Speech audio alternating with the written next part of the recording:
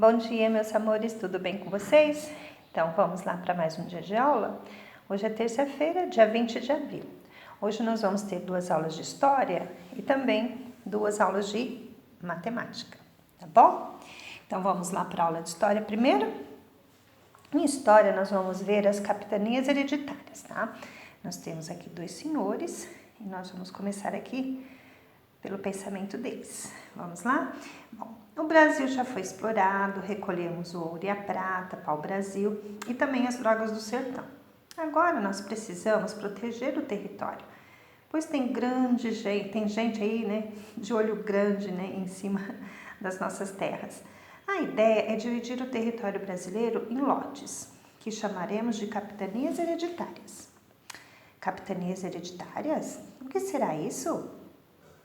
Aí nós vamos lá para o livro de História na página 30 para descobrir o que são capitanias hereditárias.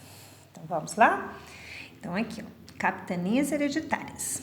Com a conquista, as terras onde hoje se localiza o Brasil passam a ser uma, posse, de Portugal. Na época, a principal função das colônias era produzir riquezas para a metrópole, que no caso era Portugal, Bom, mas o que vem a ser colônias? Bom, as colônias é um assentamento, em território estrangeiro,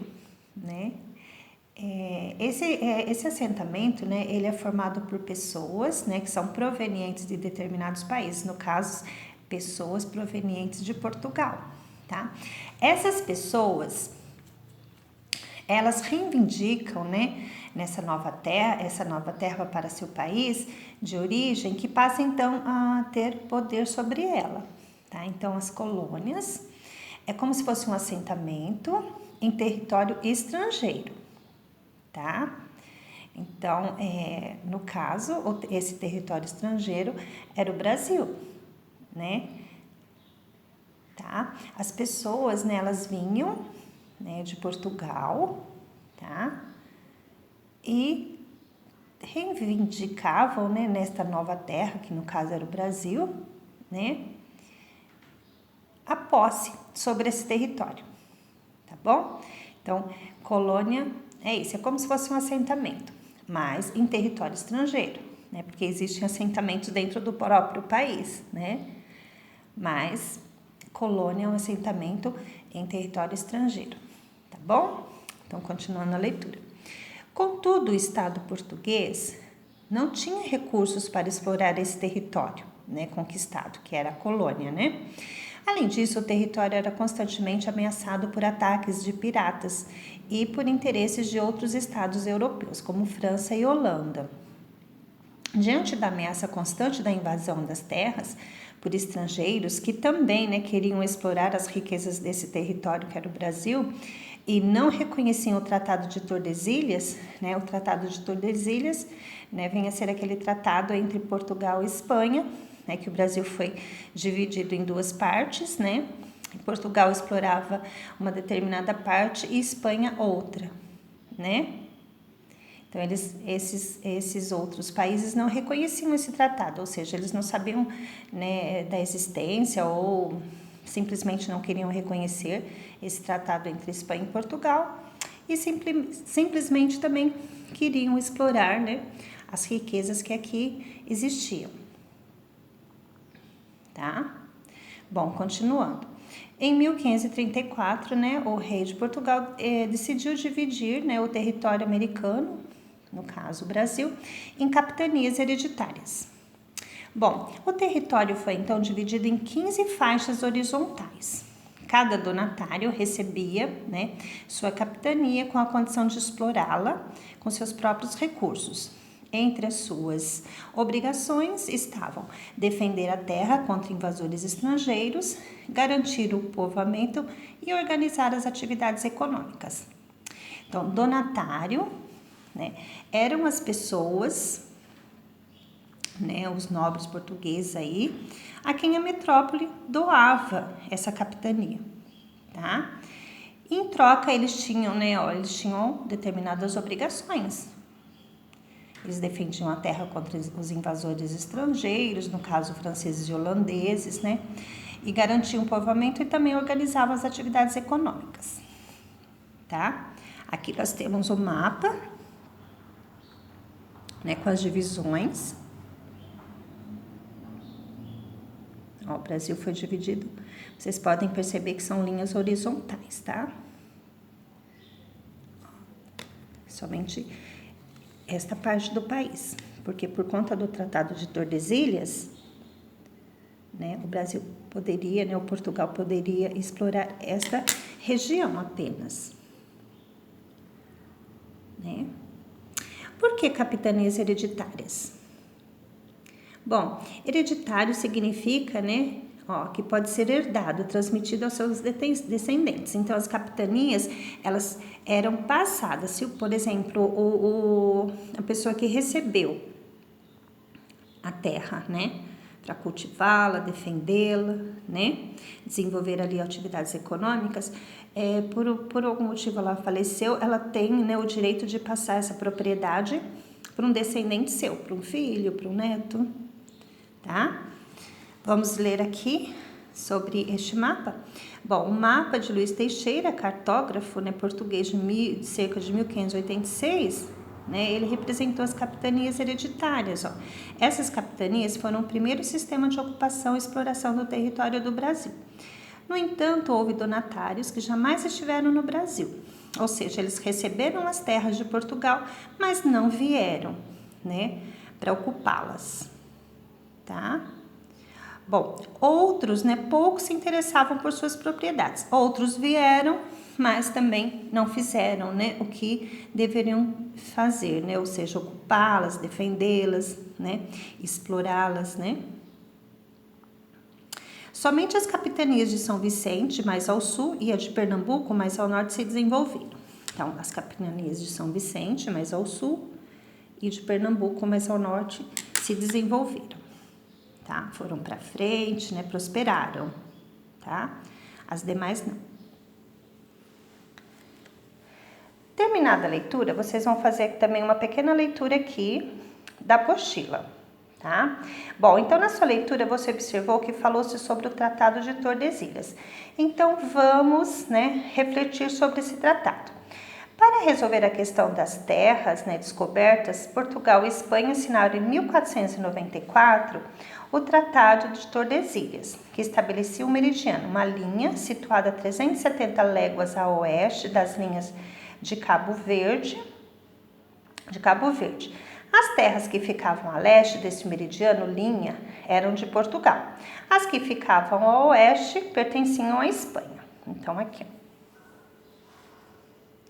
as que ficavam a leste pertenciam a Portugal e as que ficavam a oeste pertenciam à Espanha, tá?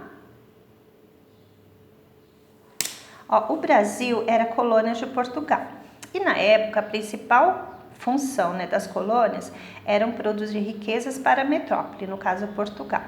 Contudo, o governo português não tinha recurso para explorar, né, todo o território. E além disso, era constantemente ameaçado por ataques de piratas e por interesses de outras nações, tá? Então, diante da ameaça constante, o rei de Portugal decidiu dividir o território brasileiro em capitanias hereditárias, né? Primeiro sistema de administração estabelecido na colônia portuguesa. Recebia o nome de capitanias hereditárias porque passavam de pais para filhos por herança. Esses lotes foram doados a nobres portugueses, que recebiam o nome de donatários. Eles deveriam usar seu próprio dinheiro na colonização das capitanias, evitando que o governo português tivesse despesas, tá? Então, aqui nós temos, né, ó, como foi dividida. Então, nós temos aqui, né, a capitania de Maranhão, que foi entregue a João de Barros Aires de Cunha. Aqui também Maranhão, que foi entregue a Fernando Álvares de Andrade, o Ceará, Antônio Cardoso de Barros, o Rio Grande, João de Barros e Aires da Cunha, Itamaracá, Pero Lopes de Souza, Pernambuco, Duarte Coelho, Pernambuco prosperou. Bahia de Todos os Santos, foi entregue a Francisco Pereira, né, Coutinho, Ilhéus, foi entregue a José Figueiredo Corrêa, aqui está escrito errado. Porto Seguro, que foi entregue a Pero do Campo Tourinho. Espírito Santo, Vasco Fernandes Coutinho. São Tomé, Pero de Góis. São Vicente Martins Alves de Souza, que também prosperou. Santo Amaro, Pero Lopes de Souza. São Vicente Martim, né? Martim Afonso de Souza. E, por último aqui, Santana, Pero Lopes de Souza. Então, essas são as capitanias hereditárias, ó. São, né, terras cortadas aqui na horizontal, tá? Umas maiores, outras menores em extensão, tá? Vamos lá ver os direitos e deveres dos donatários. Os direitos eram de cobrar impostos dos colonos, escravizar índios para o trabalho nas lavouras, doar terras, né, que seriam as sesmarias, e julgar situações podendo até condenar à morte. Os deveres: pagar impostos ao governo português, defender a terra colonizada, né? Promover o progresso das capitanias com seus próprios recursos, tá bom? Aí depois vocês vão vir, né, para cá para responder as questões 1, 2, 3 e 4 da página 32. Depois que vocês fizerem esta leitura, vocês vão para a página 32 para responder as questões 1, 2, 3 e 4, tá? Vão fazer uma leitura sobre este texto, que é a continuação, tá? Lá da página 31, e depois vão responder as perguntinhas. Terminando a aula de história, nós vamos para a aula de matemática. Então, em matemática hoje, vocês vão fazer os exercícios da página 81 do livro, que são esses daqui, os múltiplos de um número natural, tá? Vai fazer os exercícios, ler, né, a situação problema e fazerem os múltiplos.